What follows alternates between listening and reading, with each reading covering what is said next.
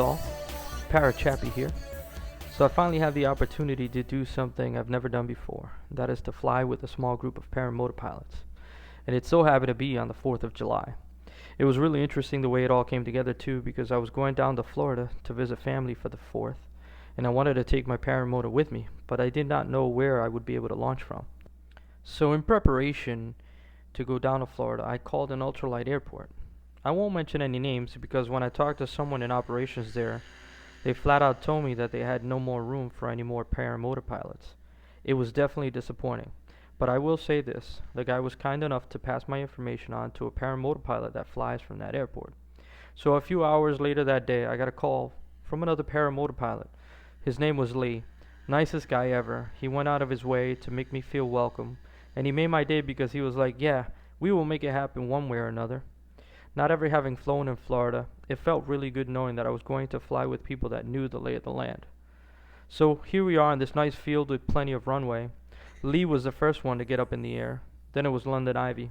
Both great launches, which boosted this noob's confidence. I was excited, so I set up and was the third one to get in the air. This is my 10th flight. Here's my launch. Let's watch.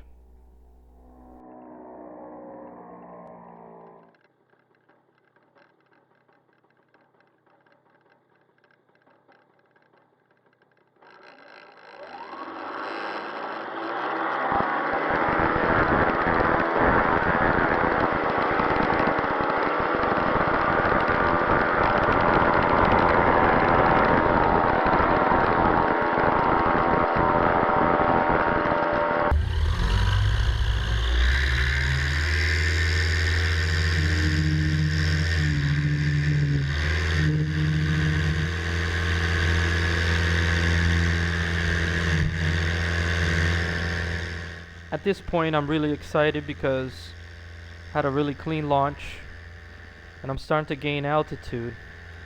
It's funny because I started to think myself, okay, I know there's other people up here. Where are they?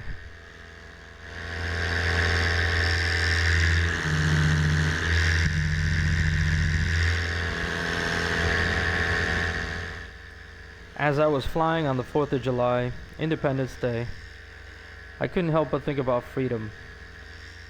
It reminded me of something Martin Luther King Jr. said. Freedom is never voluntarily given by the oppressor. It must be demanded by the oppressed. It's funny because isn't that what our forefathers did? They demanded freedom and so declared their independence. So I want to ask you a question. Have you declared your independence? There are many things in our lives that keep us hostage. Things that dominate us, things that tell us what to do and how to do it. Different things in life that make demands of us, sometimes making us feel oppressed and under heavy burdens. I remember a time when I was a teenager and how anger dominated my being. If you disagreed with me or went against me in any way, I would do anything in my power to go against you. I would get angry. I would get really angry. And I would do things that were completely uncalled for. Is there anything in your life that dominates you? It could be anger, it could be greed, jealousy, maybe a painful past. Maybe you just struggle with eating right, and or maybe you're addicted to something that you just can't seem to shake. The truth is that whatever it may be, if we let them, these things can keep us under their thumbs and so hold us hostage, not being able to experience real breakthroughs in our lives, not being able to experience a life of freedom. But I think that there is a better way. I believe that there is power in declaring our independence. There is power in facing something that oppresses you and telling it, you will no longer dominate me. You will no longer hold me hostage. Today I declare my independence from you, now and forever. I think we must declare our independence. Unfortunately, however, because of how long we have been held hostage, sometimes we just can't seem to find a way to make such a declaration. There is an interesting story that illustrates this point.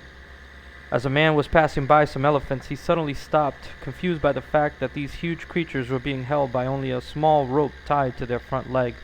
No chains, no cages.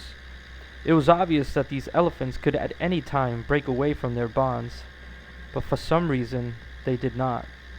He saw a trainer nearby and asked, "Why are these animals just standing there?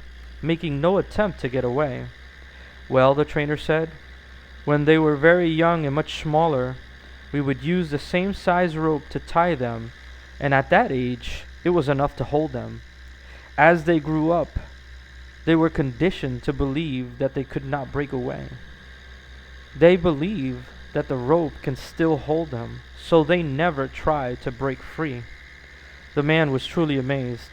These animals could at any time break free from their bonds, but because they believed they couldn't, they were stuck right where they were. And so let me encourage you today.